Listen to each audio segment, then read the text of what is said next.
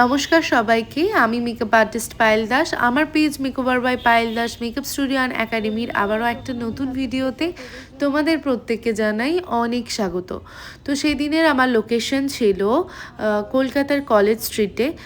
ডেটটা ছিল 8 জুলাই। যেহেতু 6 জুলাই আমার লোকেশন ছিল বেলঘরিয়া, তার জন্য আমি স্টে করে গেছিলাম ওখানেই, যাতে করে আমি আবার 8 জুলাই একদম টাইমে ব্রাইডের লোকেশনে পৌঁছে যেতে পারি।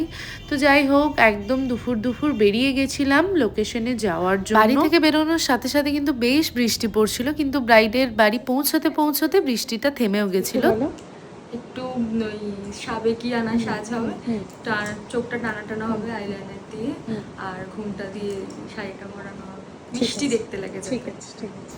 তোমাদের সাথে কথা বলতে বলতে এখানে ব্রাইডের কাছে পৌঁছেও গেছি, আর প্রথমে এসেই ওর কাছ থেকে জেনে নিয়েছি যে কীরকম সাজতে চাইছে। ওর সাথে আগেও আমার কথা হয়েছে ওর রিসেপশন লুকের বিষয়ে, তখনইও আমায় জানায় একটা সাবেকিয়ানা ঘুমটা দিয়ে সিঁদুর পরে এবং টানা টানা চোখ করে একটা লুক আমার থেকে চাইছে, আর আমিও সেভাবে ওর মেকআপটা স্টার্ট করে দিই। আর সোমাদির শ্বশুরবাড়ি যাওয়ার সময় পুরনো যে কলকাতাটা হয় সেটা পুরো উপভোগ করতে করতে গেছি, কারণ রাস্তাগুলো সেই এই ঝাঁ চকচকে কলকাতার রাস্তাঘাটের থেকে অনেকটা আলাদা, অনেকটা নস্টালজিক।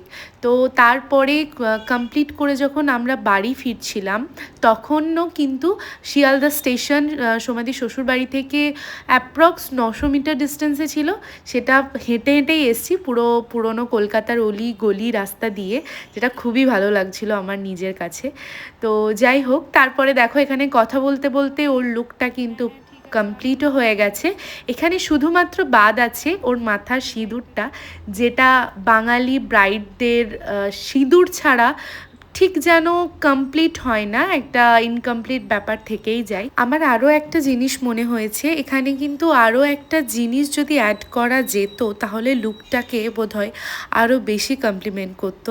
সেটা কি তোমরা আশা করি গেস করতে পারছো, যদিও না করতে পারো আমি বলে দিচ্ছি। এখানে যদি একটা নথ পরা হতো, আমার মনে হয়েছিল লুকটা পুরোটা কমপ্লিট দেখাতো, কিন্তু সোমাদির কাছে সেরকম ধরনের কোনো নথ অ্যাভেলেবেল ছিল না। বিয়ের দিন যেটা পরেছিল সেটা টানা এবং এটার সাথে ঠিক যেত না, তাই আর কোনো নথই পরাইনি।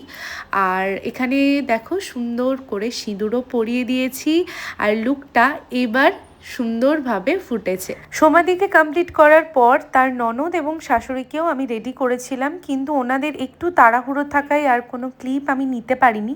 আর আমি নিজেও যেহেতু কলকাতাবাসী নই, কাটোয়াবাসী, তাই আমাকে কলকাতা থেকে সেদিনই রিটার্নও করতে হয়েছিল, তাই আমার নিজেরও অল্প বিস্তর একটু তাড়াও ছিল।